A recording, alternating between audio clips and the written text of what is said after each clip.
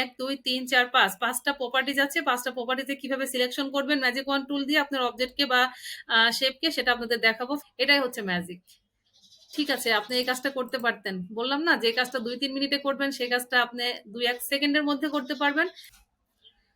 Hello guys, আসসালামু আলাইকুম। আশা করি সবাই ভালো আছেন। আলহামদুলিল্লাহ আমিও ভালো আছি। স্বাগত আজকে নতুন আরো একটি টিউটোরিয়ালে। আজকে আলোচনা করব অ্যাডোবি ইলাস্ট্রেটরের ম্যাজিক ওয়ান টুল সম্পর্কে। ফটোশপে ম্যাজিক ওয়ান টুল দিয়ে অনেকে কাজ করেছেন, বাট অ্যাডোবি ইলাস্ট্রেটরে কিন্তু ম্যাজিক ওয়ান টুল খুব একটা প্রয়োজন পড়ে না বা অনেকে কাজ করে না। বাট অ্যাডোবি ইলাস্ট্রেটরে ম্যাজিক ওয়ান টুল কিন্তু ম্যাজিকের মতোই কাজ করা যায়। অনেক কমপ্লিকেটেড যে শেপগুলো আছে বা কার্টুন করার ক্ষেত্রে, ড্রয়িং করার ক্ষেত্রে বা ডিজাইনের ক্ষেত্রে কিন্তু ম্যাজিক ওয়ান টুল দিয়ে যে কাজটা নর্মালি করতে গেলে আমাদের 2-3 মিনিট লেগে যেতে পারে, সেই কাজটা কিন্তু ম্যাজিক ওয়ান টুল দিয়ে আমরা 2-1 সেকেন্ডের মধ্যে করতে পারি। সো স্কিপ না করে পুরো ভিডিওটা দেখবেন, আশা করি অনেক উপকার পাবেন। এবং সেই সাথে আপনাদেরকে দেখাবো যে ম্যাজিক ওয়ান টুল দিয়ে আপনি কোথায় কোথায় কাজ করতে পারবেন। আমাদের যে ম্যাজিক ওয়ান টুলের 5টা প্রপার্টিজ দিয়ে যে সিলেকশন করে কাজ করা যায় সে সম্পর্কে বিস্তারিত আলোচনা করব, কিন্তু খুব সংক্ষেপে আলোচনা করব, কারণ বাইরে প্রচুর শব্দ হচ্ছে, প্রচুর বৃষ্টি হয়েছে, আবহাওয়াটা অনেক সুন্দর। আর বাচ্চাদের স্কুলে রেখে এসেছি, তাদের এই টিউটোরিয়ালটা শেষ করে বাচ্চাদের আনতে যেতে হবে। তো আর দেরি করবো না, চলুন সরাসরি চলে যাই অ্যাডোবি ইলাস্ট্রেটরের ইন্টারফেসে। আমি অ্যাডোবি ইলাস্ট্রেটরটা ওপেন করে রেখেছি। যারা ওপেন করতে পারেন না বা টুল সম্পর্কে নতুন দেখছেন টিউটোরিয়াল, তারা আমার পূর্বের টিউটোরিয়ালগুলো দেখে আসবেন, তাহলে অনেক উপকৃত হবেন। আর যারা নতুন, অবশ্যই একটা খাতা কলম নিয়ে বসবেন। ওকে, আর কথা বাড়াবো না, চলে যাব সরাসরি অ্যাডোবি ইলাস্ট্রেটরে।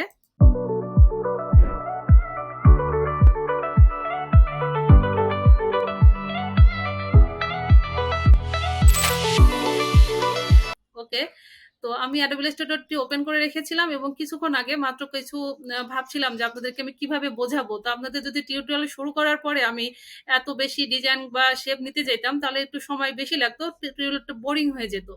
তো এই জন্য আমি কিছু শেপ তৈরি করে রেখেছি যাতে আপনাদের বোঝাতে খুব সুবিধা হয় এবং খুব অল্প সময় আমি শেষ করতে পারি।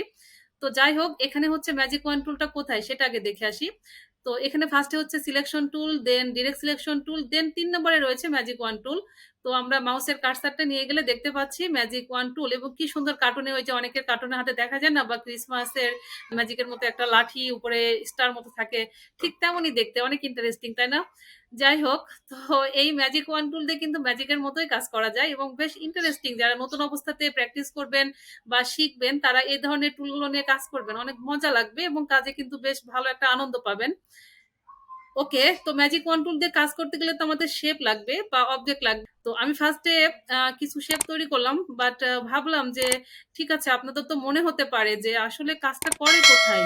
তো সেটা দেখানোর জন্য একটা ছোট্ট ঘর বানিয়ে ফেললাম খুব দ্রুত। ঘরটা খুব একটা ভালো হয়নি, আমি জাস্ট আপনাদের বোঝানোর জন্য ঘরটা বানিয়েছি। তো যাই হোক, তো ফার্স্টে আমি জাস্ট এখানে শেপ টুল থেকে কতগুলো শেপ নিয়েছি আর কালারগুলো চেঞ্জ করে দিয়েছি। তো ম্যাজিক ওয়ান টুলও কিন্তু সিলেকশন টুলের মতোই একটি টুল। আমি আবারও বলছি, ম্যাজিক ওয়ান টুলও কিন্তু সিলেকশন টুল, কিন্তু এটাকে হচ্ছে কালার সিলেকশন করে। তো 5টা প্রপার্টিজের মধ্যে কালার করে, সিলেকশন করে। আর এটা হচ্ছে শর্ট কি হচ্ছে ওয়াই। তো এখানে চেপে যখন আমরা মাউসের কার্সারটা নিয়ে যাব, তখন দেখতে পাচ্ছি যে ম্যাজিক ওয়ান টুল, দেন পাশে ব্র্যাকেটে কিন্তু ওয়াইটা লেখা আছে। আপনারা হচ্ছে কিবোর্ডের ওয়াইটা চাপলেই সিলেক্ট হয়ে যাবে। এনিওয়ে, আর এখানে কিন্তু 2বার ক্লিক করলে একটা পপআপ উইন্ডো চলে আসবে। তো আমি আপাতত ফিল কালারটা দিয়ে আপনাদের বোঝাই। আমি এখন ফিল কালারটা দিয়ে বোঝাচ্ছি। 2 3 4 5 5টা প্রপার্টিজ আছে। 5টা প্রপার্টিতে কিভাবে সিলেকশন করবেন ম্যাজিক ওয়ান টুল দিয়ে আপনার অবজেক্টকে বা শেপকে, সেটা আপনাদের দেখাবো। ফার্স্ট হচ্ছে ফিল কালার দিয়ে ম্যাজিক ওয়ান টুলের কাজটা কি সেটা দেখাবো।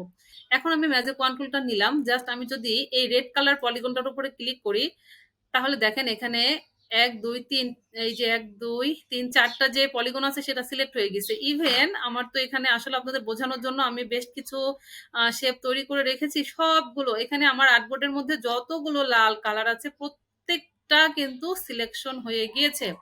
এটাই হচ্ছে ম্যাজিক। ঠিক আছে, আপনি এই কাজটা করতে পারতেন। বললাম না, যে কাজটা 2-3 মিনিটে করবেন সেই কাজটা আপনি 2-1 সেকেন্ডের মধ্যে করতে পারবেন।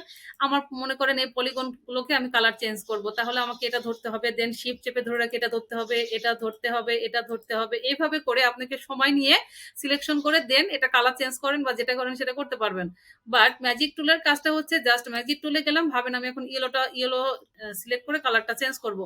এখানে ক্লিক করলাম, যত ইয়েলো চলে আছে সবগুলো কিন্তু সিলেকশন হয়ে গেছে। এখন আমি এখান থেকে যদি আমার ইচ্ছে মতো যে কোনো কালার চেঞ্জ করতে পারি, দেখেন সবগুলো কিন্তু এক ক্লিকে কালার চেঞ্জ হয়ে গেল। সো এটা কিন্তু অনেক ইন্টারেস্টিং, তাই না? যাই হোক, এখন যদি আমি ব্ল্যাকটার উপরে ক্লিক করি, দেখেন যতগুলো ব্ল্যাক আছে সবগুলো কিন্তু সিলেকশন হয়ে গিয়েছে। দেন আমি এখান থেকে কিন্তু কালার চেঞ্জ করতে পারবো। কালার আমি এখান থেকেও চেঞ্জ করতে পারবো। আমি যেকোনো একটা কালার দিয়ে দিতে পারি। এভাবে কিন্তু আমি যেকোনো কালারটাকে চেঞ্জ করতে পারবো।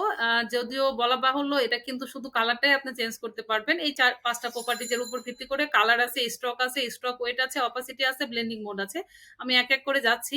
বাট আপনি কিন্তু এই ম্যাজিক ওয়ান টুল দিয়ে সিলেকশন করতে পারবেন, কালার চেঞ্জ করতে পারবেন। এ থেকে ড্রাগ করতেও পারবেন না, ছোট বড় করতেও পারবেন না। এটা আপনার কাজের ক্ষেত্রে কালারটাকে চেঞ্জ করাটাই মেইন এখানে আসলে ফ্যাক্ট। এনিওয়ে, এখন তো এগুলো শেপ দিয়ে দেখালাম, তো একটা আমরা ডিজাইন দিয়ে দেখাই, তাহলে আপনাদের বুঝতে সুবিধা হবে। আমার বাইরে অনেক নয়েজ হচ্ছে, নয়েজটাকে একটু ক্ষমাসুন্দর দৃষ্টিতে দেখবেন। ওকে, তো এখানে কথা হচ্ছে যে আমি এখানে একটা ড্রয়িং করেছি, ভাবেন, বা একটা কার্টুনও হতে পারে, তাই না? বা একটা শেপও হতে পারে। ডিজাইন কমপ্লিট করা হয়ে গিয়েছে, তারপর আপনি ভাবছেন যে আপনি এক কালারের যে ৪-৫টা অবজেক্টকে রেখেছেন, সেটা সবগুলো চেঞ্জ করে দেখবেন কেমন লাগে, তাই না? দেখতে তো মন চাইতেই পারে। এখন আমি এই ঘরটা বানিয়েছি, আমি চাচ্ছি যে লাল কালার, হলুদ, আর এই মাঝখানে কালারটার নাম আমার এখন মনে পড়ছে না।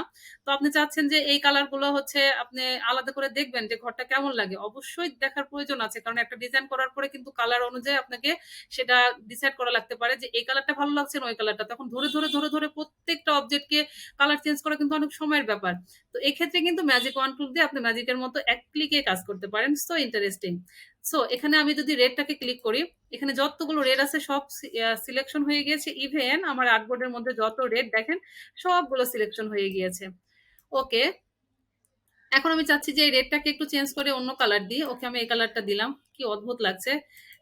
যাই হোক, আমি অন্য একটা কালার দিই। আহ ওকে, আমি জাস্ট বোঝানোর জন্য, আমি এখন এত প্রফেশন ভাবে কোনো কাজ করছি না। যাই হোক, দেন আমি যদি ইয়েলোটাকে চেঞ্জ করে দিই, দেখি ঘরটার কালার কেমন আসে। আবল তাবল কালার দিয়ে দেখি।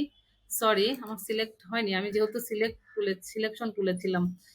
ম্যাজিক ওয়ান টুলে যাই, আবার ইয়েলোতে ক্লিক করলাম। দেন আমি ওকে, এটা থাক। এখন যদি এই মাঝখানের কালারটা চেঞ্জ করতে যাই, তাহলে মাঝখানে আমি আবার একটা ক্লিক করব। তাহলে দেখেন জানালার কালার ভিতরে কিন্তু এই কালারটা রয়েছে। তো সবগুলোকে আমি একটু চেঞ্জ করে দিই। নো। ওকে, ওকে, দেখেন এখন কিন্তু কালারটা একটু অন্যরকম হয়ে গেল। তো আমি কিন্তু মাত্র ২-৩ সেকেন্ডের মধ্যে কিন্তু পুরা ঘরটার একটা চেঞ্জ করে দিলাম, লুকটাই চেঞ্জ হয়ে গেল। তো আপনি এভাবে কাজ করার ক্ষেত্রে ম্যাজিক ওয়ান টুল দিয়ে খুব সহজে আপনি কিন্তু চেঞ্জ করতে পারবেন।